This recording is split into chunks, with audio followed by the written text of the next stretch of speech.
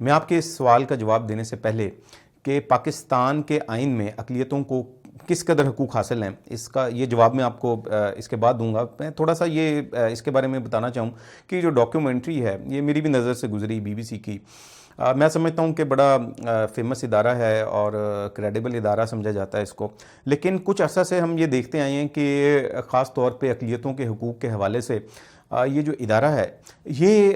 پاکستان کی بدنامی کا مسلسل باعث پاکستان کو بدنام کر رہا ہے، اور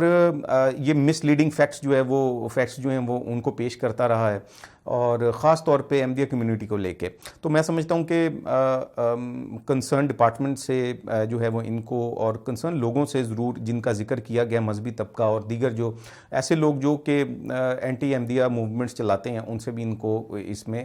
اپنا ان کا نیریٹو لینا چاہیے تھا، جو کہ ان لوگوں نے اس میں نہیں لیا. آلدو کہ ان کا ذکر تو کر دیا لیکن ان کا نیریٹو لینا انہوں نے مناسب نہیں سمجھا. میں آپ کے کویسچن کی طرف آتا ہوں کہ پاکستان جو ہے کا جو آئین ہے وہ کس قدر اقلیتوں کو اس کے بارے میں جو ان کو کس طرح ایڈریس کرتا ہے. دیکھیں، اکثر یہ جو احمدیہ کمیونٹی ہے یہ آرٹیکل 19 جو ہے اس کا ذکر کرتی رہتی ہے، فریڈم آف اسپیچ کے حوالے سے ہے. پاکستان کا جو آرٹیکل 19 ہے، میں یہ بتاتا چلوں کہ وہ سبجیکٹ ٹو لا ہے. آپ پاکستان کا جو آرٹیکل جو 19 ہے وہ یہ آپ کو کہتا ہے کہ آپ کے پاس جو ہے وہ فریڈم آف سپیچ تو ہے، لیکن وہ سبجیکٹ ٹو لا ہے. اب ایسا نہیں ہو سکتا کہ آپ مذہبی عقائد، مذہبی نظریات یا اپنے کسی بھی قسم کے نظریات کی بنیاد پر جو دیگر لوگ آپ کے ارد گرد بس رہے ہیں ان کے مذہبی احساسات کو مجروح کریں. آپ کس مذہب کے نام پر کسی کو گالی نہیں دے سکتے، آپ مذہب کے نام کے اوپر کسی کو برا بھلا نہیں کہہ سکتے، اور آپ مذہب کے نام پر جو ہے وہ جو کروڑوں کی تعداد میں مسلمان آباد ہیں ان کی دل آزاری نہیں کر سکتے. پاکستان کے اندر اگر آپ دیکھیں تو اقلیتوں کو مور دین 30,000 سیٹس جو ہیں ان کے لیے مختص ہیں کہ ان کے لیے جاب کا کوٹا ہے گورنمنٹ کے اندر. 30,000 30,000 سے زیادہ ہیں بلکہ یہ. اور اقلیتوں کے حوالے سے اگر آپ ووٹ کاسٹ کرنے کے حوالے سے دیکھیں گے تو ووٹ کاسٹ کرنے کے ان کو 2 موقع دیے گئے ہیں، اور جو میجورٹی میں جو لوگ ہیں مسلمان وہ تو 1 ووٹ کاسٹ کر سکتے ہیں، وہ اپنا نمائندہ علیحدہ سے بھی چن سکتے ہیں اور ڈبل ووٹ کاسٹ وہ کر سکتے ہیں.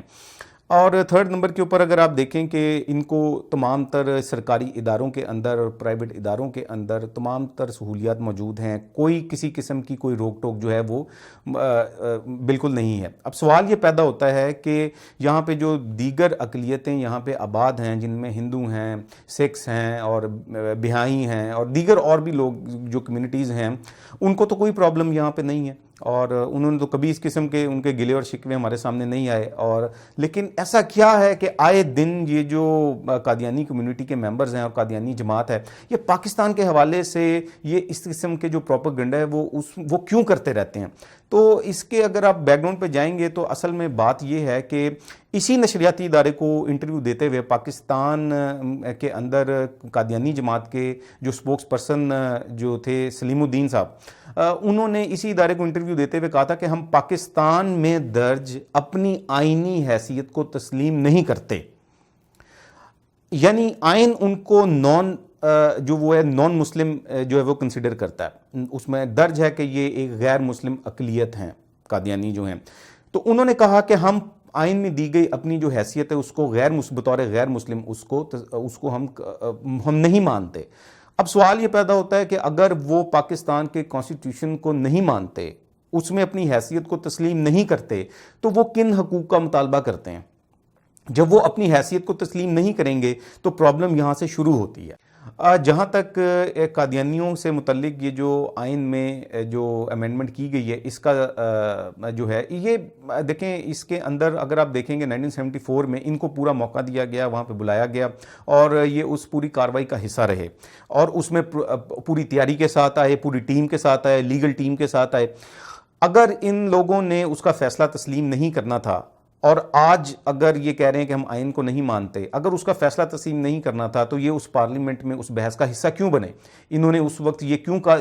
اس وقت کیوں نہیں انہوں نے کہا کہ جناب ہم تو اس بحث کے اندر آئیں گے ہی نہیں پارلیمنٹ میں، ہم تو کیونکہ ہم تو یہ سمجھتے ہیں کہ جیسا کہ یہ کہتے ہیں کہ جناب کسی کو حق نہیں ہے کیونکہ کسی کو غیر مسلم قرار دے سکے، کسی اسمبلی کے پاس یہ حق نہیں ہے، تو یہ پھر اس وقت کیوں اسمبلی کے اندر گئے؟ کویسچن تو یہ پیدا ہوتا ہے. تو ان کو جانا ہی نہیں چاہیے تھا.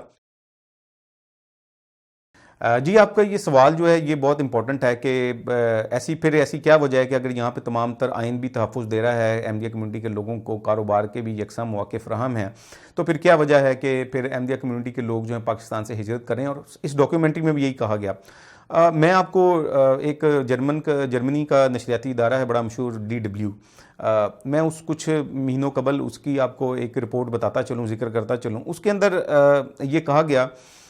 کہ جرمنی میں کیونکہ وہاں پہ اسائلم سیکرز جو ہیں وہ بہت زیادہ ہیں، قادیانی ممبرز جو ہیں، قادیانی کمیونٹی کے جو ممبرز ہیں، وہاں پہ DW کی رپورٹ یہ تھی کہ وہاں پر آلموسٹ 500 کے قریب ایسے قادیانی ہیں جن کا اسائلم جو ہے وہ کینسل کر دیا ہے، جو ان کے جو کیسز ہیں وہ کینسل کر دیے ہیں جرمن گورنمنٹ نے، اور ان کو کہا ہے کہ وہ واپس پاکستان چلے جائیں، ان کی زندگیوں کو پاکستان میں کوئی خطرہ لاحق نہیں ہے۔ تو حقیقت میں اگر دیکھا جائے تو قادیانیوں کی پاکستان سے ہجرت کرنے کی یہ جو وجہ ہے، اس کا جو اصل سبب ہے وہ پاکستان میں ان سے ناروا سلوک نہیں ہے، وہ ان کی مذہبی آزادی سے متعلق نہیں ہے، وہ اصل میں وہ قادیانی جماعت کا یہ جو ہیومن ٹریفکنگ کا یہ جو پورا نیٹ ورک پھیلا ہوا ہے اس کو وسیع سے وسیع کرنے کے چکر کے اندر جو ہے وہ یہ جو عام قادیانی ہیں یہ متاثر ہوتے ہیں، اور اسی کو سامنے رکھتے ہوئے قادیانی جماعت جو ہے مزید اسائلم جو ہے وہ کلیم کرتی ہے، اور یورپین کنٹریز جو ہیں وہ ان کے آگے ہاتھ پھیلاتی ہے، ویزاز لیتی ہے، پیسے لیتی ہے، ڈونیشنز لیتی ہے، اور اسی طریقے سے جو لائک مائنڈڈ جو آرگنائزیشن ہیں، جو میڈیا آرگنائزیشنز ہیں، ان سے اس قسم کی ڈاکیومنٹریز وغیرہ جو ہیں وہ پھر بنوائی جاتی ہیں جو کہ پاکستان کے امیج کو مزید جو ہے وہ خراب کرتی ہیں۔ اس کے علاوہ اس ڈاکیومنٹری کے اندر جو ہے وہ یہ دکھایا گیا کہ یہاں پہ قادیانی جو کمیونٹی ہے اس کے جو ممبرز ہیں ان کے جماعت کی ٹارگٹ کلنگ کی ان کے جماعت کے جو ممبرز ہیں ان کی ٹارگٹ کلنگ کی جاتی ہے۔ اصل میں اگر آپ دیکھیں تو ہوتا یوں ہے کہ اگر آپ ان کیسز کو تھورلی اسٹڈی کریں گے تو اس کے پیچھے کسی قسم کا کوئی مذہبی جو ایسپیکٹ ہے وہ نہیں ہوتا۔ یہ موبائل سنیچنگ کے واقعات ہوتے ہیں، یہ چوری کے واقعات ہوتے ہیں، یہ ڈکیتی کے واقعات ہوتے ہیں، اور اسی قسم کے دیگر واقعات ہوتے ہیں جو کہ پاکستان کے دوسرے شہروں میں مختلف کمیونٹیز کے ساتھ ہوتے رہتے ہیں۔ تو قادیانی کمیونٹی کیا کرتی ہے کہ وہ اس قسم کے جو واقعات ہیں جو کہ ان کی کمیونٹی کے ممبر کے ساتھ اگر کسی کا کوئی موبائل سنیچنگ کا واقعہ ہو گیا، کوئی ڈکیتی کا واقعہ ہو گیا اور اس کے اندر اگر کوئی جان چلی گئی تو وہ اس کو بھی ایک مذہبی رنگ دیں گے اور اس کو وہ بلیم دیں گے تمام مسلمانوں پہ، اور وہ چاہیں گے کہ اس کا سہارا لیتے ہوئے جو کانسٹیٹیوشن میں ان کو غیر مسلم اقلیت قرار دیا ہے اس آئین کو اور دیگر جو 1984 کا جو قانون ہے اس کو ختم کروا دیا جائے۔ اس ڈاکیومنٹری میں اس بات کا بھی ذکر کیا گیا کہ حالیہ دنوں میں پنجاب اسمبلی کی طرف سے جو ہے وہ مسلمانوں کا جو نکاح فارم ہے اس میں ختم نبوت کا جو حلف نامہ ہے اس کو بھی شامل کیا گیا ہے۔ دیکھیں یہ کئی ایسے کیسز جو ہیں وہ سامنے آئے ہیں جہاں پر قادیانیوں نے اپنی شناخت کو چھپایا ہے، اور اپنی شناخت جو ہے بطور غیر مسلم اس کو چھپاتے ہوئے اپنے آپ کو مسلمان ظاہر کر کے انہوں نے مسلمان لڑکے اور لڑکیوں سے شادیاں کی ہیں، اور بچے پیدا ہونے کے بعد جو ہے وہ جب ان کی شناخت جو ہے وہ سامنے آئی کہ یہ جو ہیں مسلمان نہیں ہیں، ان کا تعلق قادیانی کمیونٹی سے ہے، تو اس کے بعد جو ہے وہ کیسز جو ہیں وہ فیملی کورٹس کے اندر پینڈنگ ہیں آج بھی، اور وہ بچے اور وہ مرد اور وہ خواتین جو ہیں وہ در بدر ہو گئے۔ تو میں یہ سمجھتا ہوں کہ جو حلف نامہ جو شامل کیا گیا ہے اس سے اعتراض تو اس کو ہوگا نا جو آئین کو نہیں مانے گا، اور آئین کو کوئی کیوں نہیں مانے گا؟ اگر آپ پاکستان کے شہری ہیں اور پاکستان میں اپنے حقوق جو ہیں وہ حاصل کرنا چاہتے ہیں تو سب کے لیے ایکول رائٹس ہیں، اور صرف اس کا طریقہ یہ ہے کہ آپ آئین جو ہے وہ اس کو ایز اٹ از اس کو مان لیں۔